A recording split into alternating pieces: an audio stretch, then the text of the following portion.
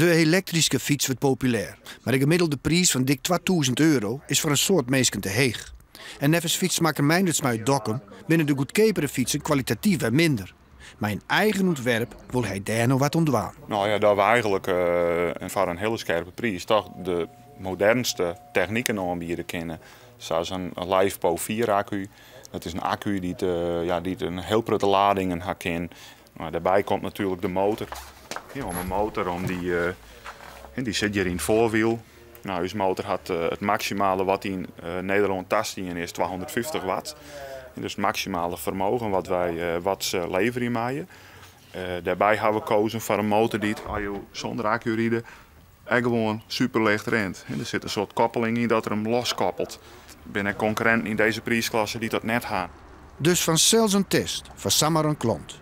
Eerst een proefrit op een Sparta, daarna hetzelfde ritje op de Medo.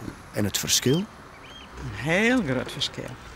Ja, wij zijn wel de elektrische fiets gewend, maar ja, hij pakt volle pittiger op.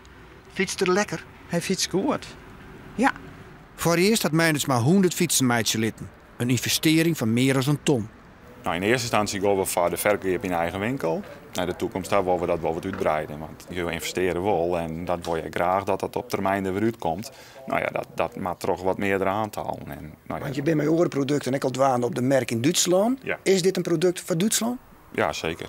De collega's in de Friese fietsbranche hebben wel wat twijfels bij het initiatief van Meindertsma. Er is al een zo'n groot aantal merken en sorteringen en uitvoeringen en prijsklassen in de merk. Dus dat er ruimte is voor nog in erbij, dat moet het niet uitwezen.